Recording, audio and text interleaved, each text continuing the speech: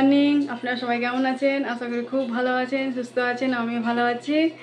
সঙ্গীতা ব্লগে সবাইকে স্বাগত জানাই। আজকে আবার একটা নতুন ব্লগ নিয়ে চলে এসেছি। প্রথম থেকে শেষ অবধি ভিডিওটি দেখতে থাকুন, খুবই ভালো লাগবে। আর আমার ভিডিওগুলো ভালো লাগলে লাইক করবেন, আমার চ্যানেলটিকে সাবস্ক্রাইব করবেন, পাশে থাকবেন, সাপোর্ট করবেন আর সবাই শেয়ার করে দেবেন।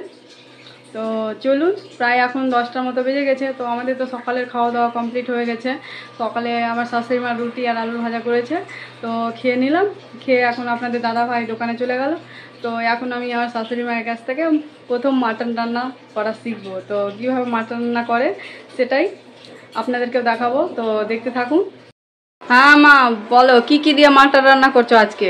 আজকে দিয়েছি মশলা, মিক্সিতে দিয়েছি জিরে গোটা, ধনে গোটা, গোলমরিচ গোটা আর আদা আর রসুন কটা, এক কোয়া রসুন আছে আর কটা কাঁচা লঙ্কা দিয়ে জল দিয়ে একটু মিক্সিতে মশলাটাকে করে নিবা। হ্যাঁ।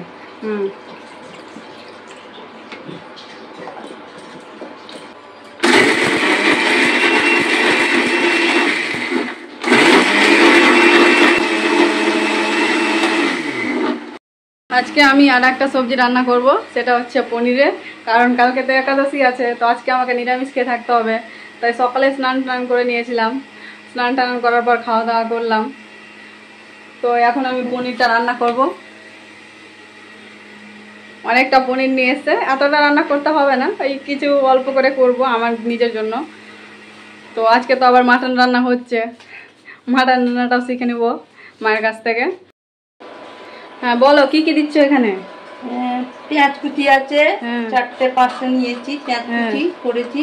তারপরে হলুদ দিয়েছি 1 চামচ, আর 2 চামচ লবণ দিয়েছি, আর তেল দেবো আন্দাজ মতন, যা যেরকম তেল খায়।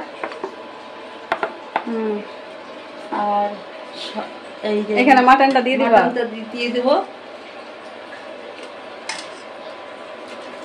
হ্যাঁ, এই ঘরোয়া রান্না সেরকম নেই।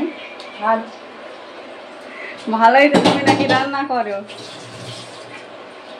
আর মশলাটা বেটে রেখেছি, সব মশলা এর মধ্যে মিক্স করে কিছু ঘন্টা মানে মিক্স করে রেখে দিতে হবে। তারপরে তো মশলাটাকে মাখো। হ্যাঁ,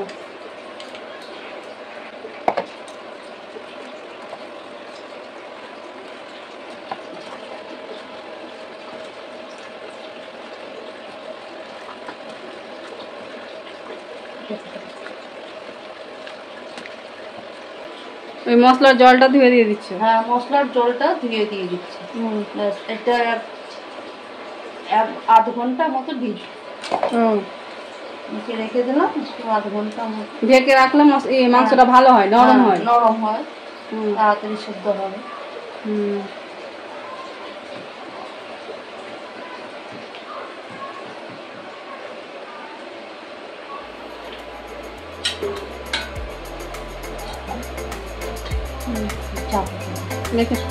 এখানে আমি পনিরগুলোকে ছোট ছোট করে কেটে নেব।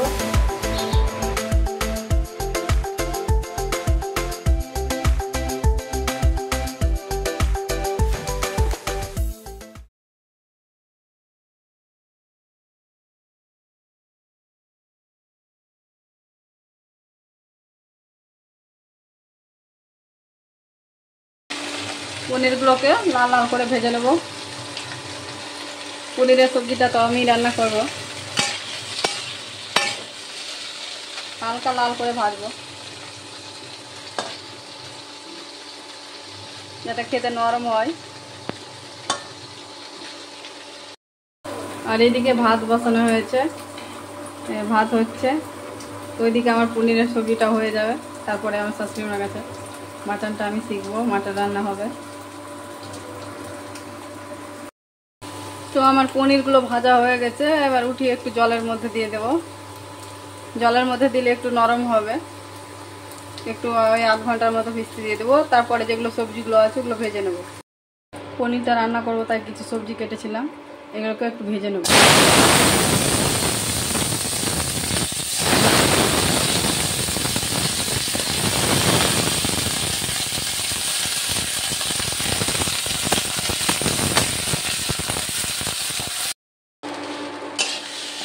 আমার সবজিগুলো ভাজা হয়ে গেছে, তো এখানে একটু মশলা দিয়ে দেবো।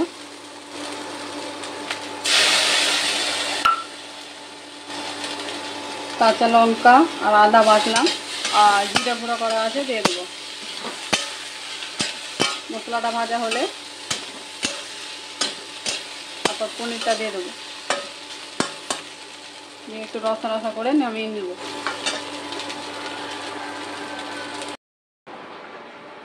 কি করছো এখন মা? চা করবো। বাবাকে চা দিতে যাবে? গ্যাস জ্বালিয়েছি। চায় বাটিতে 1 কাপ চা দিয়ে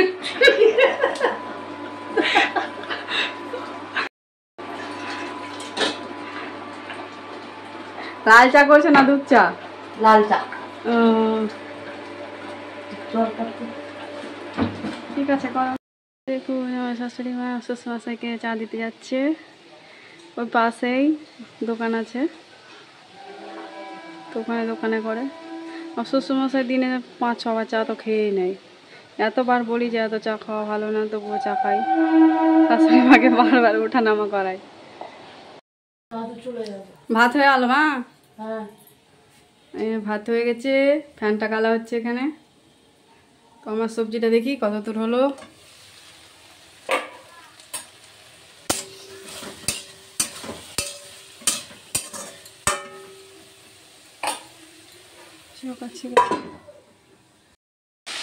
তো আমার সবজিগুলো ভাজা হয়ে গেছে, এখানে এবার পনিরটা ঢেলে দেবো। জলে ভিজতে দিয়েছিলাম, এই জল তো ঢেলে দিলাম।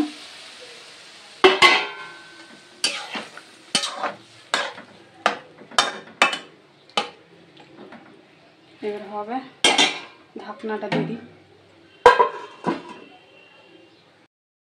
আমার পনিরের সবজিটা হয়ে গেছে, এবার এটাকে নামিয়ে দেবো। পনিরের সবজিটা হয়ে গেছে, এখানে আর একটা সবজি আমি চাপিয়ে দিলাম, ঝিঙের সবজি। ঝিঙেটাকে প্রথমে ভেজে নেব। আর বলবেন না, আজকে আমার মনটা একটু ভালো লাগছে না, কারণ সামনের বাড়িতে একটা দিদা ছিল, ওই দিদাটা দাদুটা তাদের জমি জায়গা বেচে নাকি মেয়ের বাড়ি যাচ্ছে, ওখানেই থাকবে আর আসবে না। তো আমার তো কাজ যখন থাকতো না, তো নিচে যেয়ে দিদাটার সাথে কিছু গল্প করতাম। তো এখন দিদা দাদুটা নেই, তো ভালো লাগবে না। তো দেখাচ্ছি ওই ওদের বাড়িটা। ওই যে সামনে বাড়িটা দেখতে পাচ্ছেন, হলুদ রং করা, এইটা ছোট নিচেরটা, ওই বাড়িতেই থাকতো দিদা দাদুটা।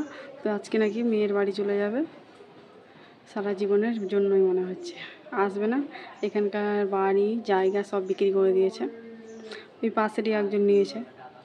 তো গেছিলাম দিদাটাকে প্রণাম করতে, বললাম যে দিদা কেন চলে যাচ্ছ, থাকো, তোমার সাথে গল্প হতো ভালো হতো।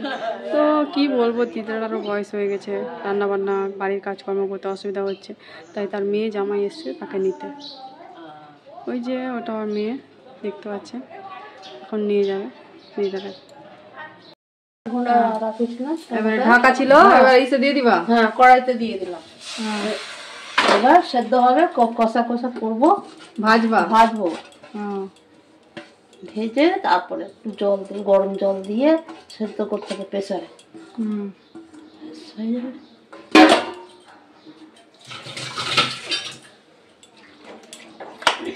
ভাজা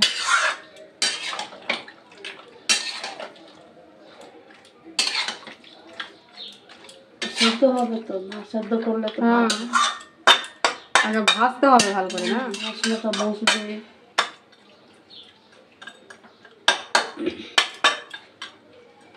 তো মাংসটা ভাজা চলছে এখন, চাপা দিয়ে দেবো। হ্যাঁ ঢাকা দিয়ে, এবার ভাজা হবে। তারপর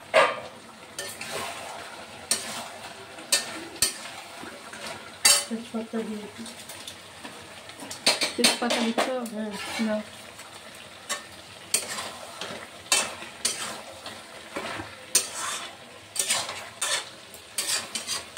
আর ঢাকা দেবে না?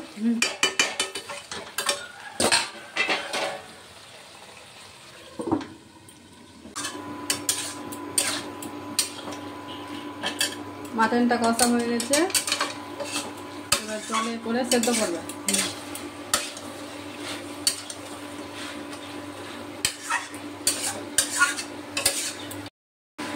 এখানে প্রেসার কুকারে জল বসিয়ে দিয়েছে, গরম জলে মাটনটা দিয়ে সেদ্ধ করে নেব। তো মাটনগুলো গরম জলে দেওয়া হচ্ছে, দিয়ে ভালো করে সেদ্ধ করে। কটা সিটি মারবে? দেখে নিতে 3-4 সিটি। 3 থেকে 4টা সিটি মারবে, দিয়ে তারপরে হয়ে যাবে মাটন রান্না।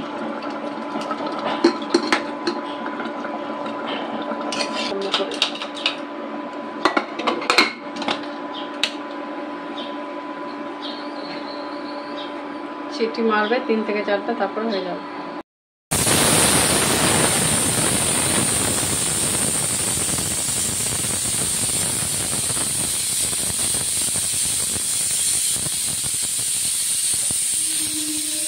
এখানে নামাও।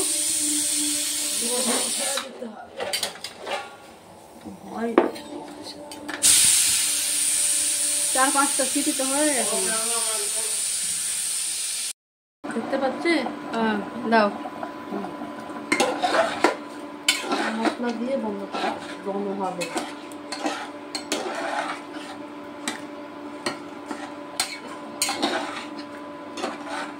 মাখা মাখা করবা। দমে ছেড়ে দিলে ওই ভিতরে ভিতরে হতেই থাকে। মাটনটা রান্না হয়ে গেছে, এখানে এবার কিছু ধনেপাতা কুচি দিয়ে দেবে।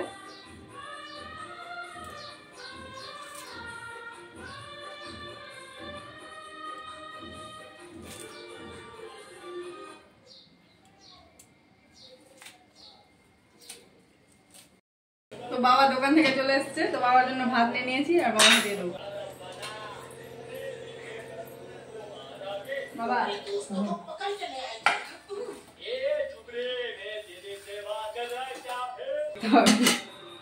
আর আপনাদের দাদা ভাই চলে এসছে, তো বলেছে খিদা লেগে গেছে, তো ভাতগুলো দিয়ে দিই খেতে সবাইকে।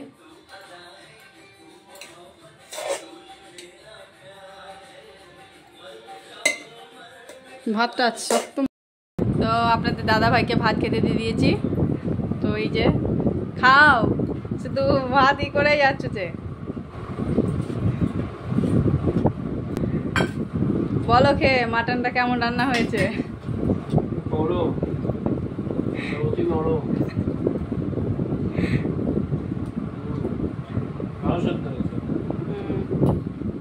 রান্নাটা কেমন হয়েছে? আর ওইদিকে মা দই বসিয়েছে, দই দিচ্ছে। তুমি দই খাবে? তুমি তো আর কিছু সবজি নিলে না, শুধু মাটন নিলে। এত কিছু সবজি রান্না করেছি আর তুমি একটা সবজি দিয়ে খাও। বসে পড়ো। আরে বিছানাতে কেন বসলে? তো বাবা মা খেতে বসে গেছে, বাবা মা খাচ্ছে। তো আমাদের তো খাওয়া হয়ে গেছে। তো আমাদের ভিডিওগুলো ভালো লাগলে অবশ্যই লাইক করবেন, আমার চ্যানেলটিকে সাবস্ক্রাইব করবেন। প্রথম থেকে শেষ অবধি ভিডিওটি দেখার জন্য অনেক অনেক ধন্যবাদ। ভিডিওটি আর বড় করছি না, আজকের মতো এই পর্যন্তই। দেখা হচ্ছে পরের ব্লগে। সবাই ভালো থাকবেন, সুস্থ থাকবেন। রাধে রাধে।